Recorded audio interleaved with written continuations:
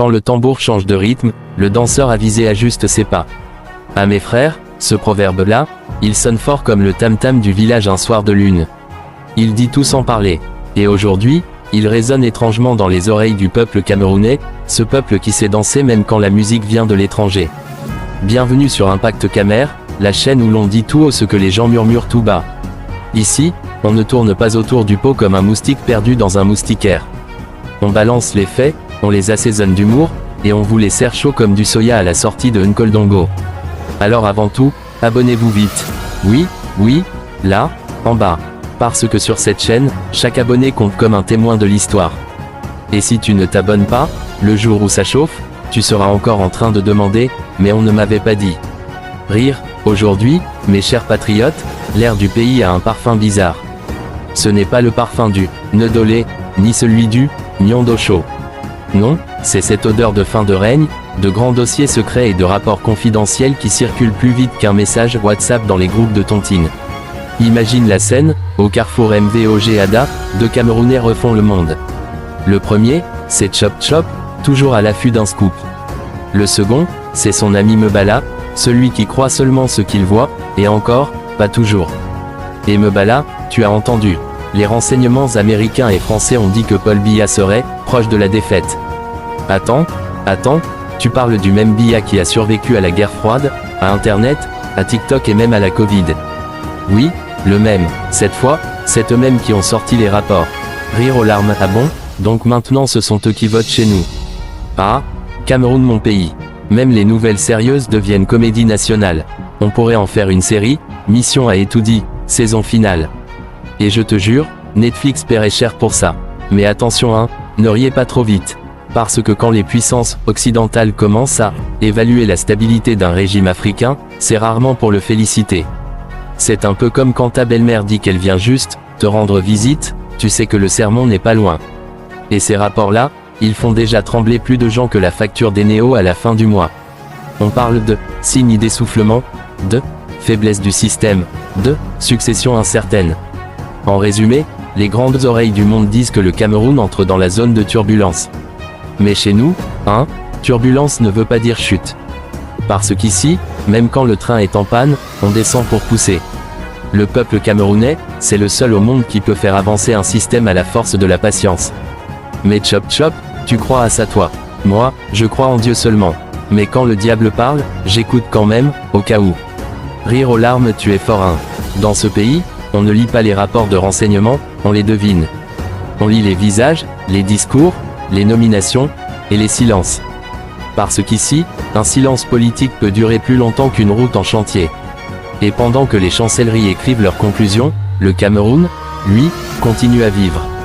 Les taxis klaxonnent, les marchés s'animent, les jeunes font des TikTok, et les mamans vendent toujours le Ndolé avec la même phrase, « Mon fils, c'est frais hein ». Mais au fond des conversations, dans les bars et les salons de coiffure, une question tourne en boucle, et si c'était vrai?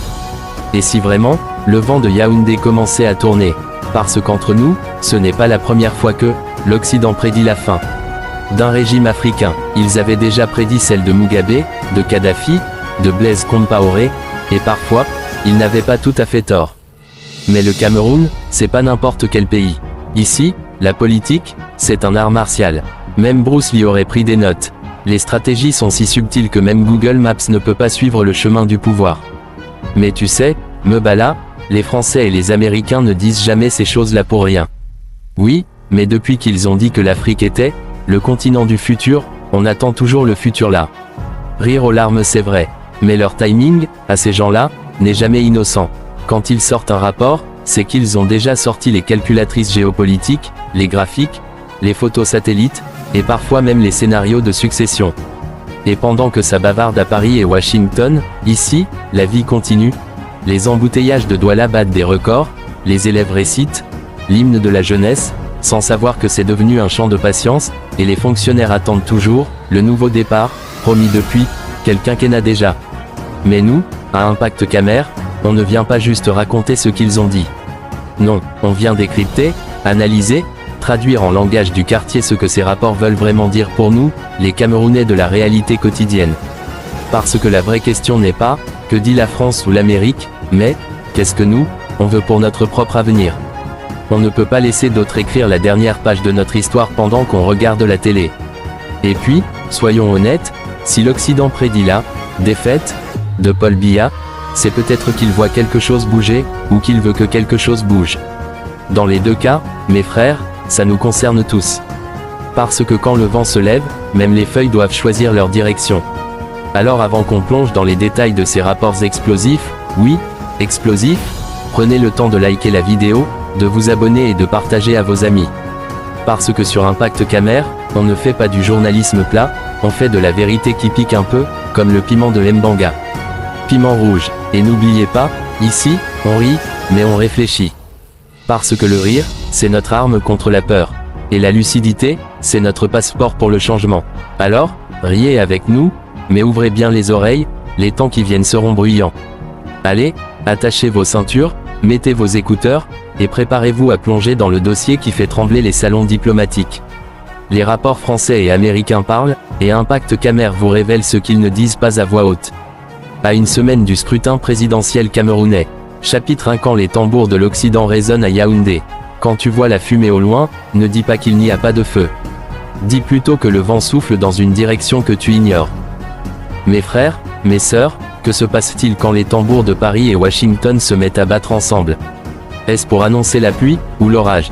Depuis quelques jours, les vents diplomatiques bruissent d'un même refrain, Biya serait en difficulté. Ah, la phrase est simple, mais son écho fait vibrer tout un continent.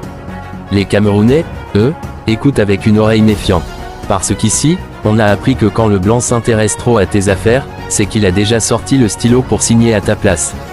Pourtant, les mots, renseignements français et américains, ne sortent pas d'une bouche de commère, ils viennent des coulisses les plus sérieuses du pouvoir mondial. Mais que disent ces rapports au juste? Que le président Paul Biya, 92 ans, 43 ans de règne, pourrait connaître sa première défaite électorale. Oui, vous avez bien entendu, défaite. Un mot qu'on n'avait plus entendu dans les couloirs d'Etoudi depuis que le téléphone fixe y régnait en maître. Certains rient jaune, encore une invention de journalistes. D'autres, plus inquiets, y voient un signe. Parce qu'au Cameroun, quand on commence à dire qu'un baobab penche, c'est souvent qu'un vent fort arrive. Et ce vent, mes amis, ne souffle pas du mont Fébé, mais de l'Occident. Dans les rues de Douala, les chauffeurs de moto-taxi en parlent avec passion. Ah, donc c'est les Français qui votent maintenant. Dit l'un. Non, c'est les Américains qui comptent les bulletins avec leurs drones. Réplique un autre. On rit, on se moque, mais au fond, on écoute. Parce que le rire, c'est la politesse du peuple quand il a peur. Pendant ce temps, dans les ambassades, on observe. Paris garde le silence, un silence de cathédrale. Washington, lui, parle par fuite, rapport, insinuation. Et tout cela à une semaine du vote. Vous appelez ça une coïncidence, vous? Mais attention, chers abonnés, ne tirons pas de conclusions hâtives. Les services de renseignement ont parfois le nez plus long que la vérité elle-même. Rappelez-vous la fois où ils cherchaient des armes de destruction massive, et ont trouvé du sable. Rire, question pour vous, public d'Impact Camer. Droit, pensez-vous que ces rapports étrangers disent vrai, ou qu'ils servent à influencer notre élection? Écrivez-le en commentaire, on veut savoir ce que le peuple pense, pas seulement ce que les rapports disent. Une chose est sûre, les tambours de l'Occident résonnent fort, mais la danse se jouera ici, dans les urnes, sur la terre rouge du Cameroun. Et le griot que je suis vous le dit, quand la forêt murmure, c'est rarement pour rien. Chapitre 2. Le roi est-il encore au palais? Le plus grand mystère de cette élection, mes amis, ce n'est pas le vote. C'est l'absence du président sortant. Oui, pendant que ses adversaires labourent les routes, serrent des mains, mangent du coquille et posent avec les mamans du marché, le chef de l'État, lui, a pris la direction de Genève. Officiellement, voyage privé. Officieusement, personne ne sait vraiment. Certains disent repos médical, d'autres réflexion stratégique. Mais au Cameroun, on sait bien, quand le chef part en Suisse, c'est que le thermomètre politique monte. Et comme par hasard, cette fois, son premier meeting à Maroua a été reporté 3 fois. 3 fois, mes amis. Même une cérémonie de mariage coutumier ne subit pas autant de reports. De quoi faire naître des rumeurs, des théories, et des chansons dans les bars du quartier. Le roi est-il encore au palais?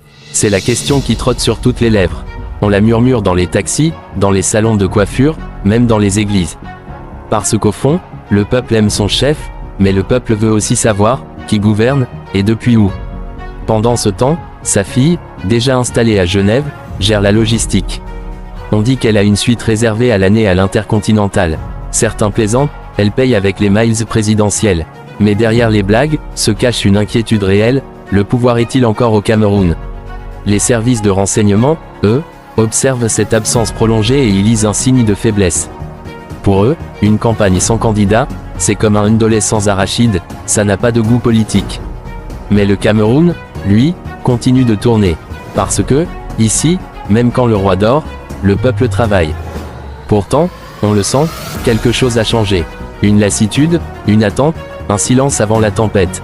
Question du griot. Droit, croyez-vous que l'absence du président est un signe de fragilité ou une stratégie? Partagez votre point de vue, chers abonnés.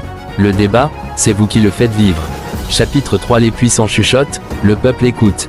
Pendant que les rapports s'empilent dans les bureaux feutrés de Paris et de Washington, le Cameroun bruisse. À chaque coin de rue, une nouvelle théorie. Certains disent que la France prépare déjà l'après-Biya. D'autres, que les États-Unis veulent un nouvel ordre en Afrique centrale.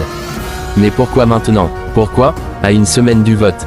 Le griot que je suis a appris à reconnaître la musique des intérêts. Quand les grandes puissances s'agitent, c'est qu'elles sentent que la table bouge, et qu'elles ne veulent pas perdre leur chaise.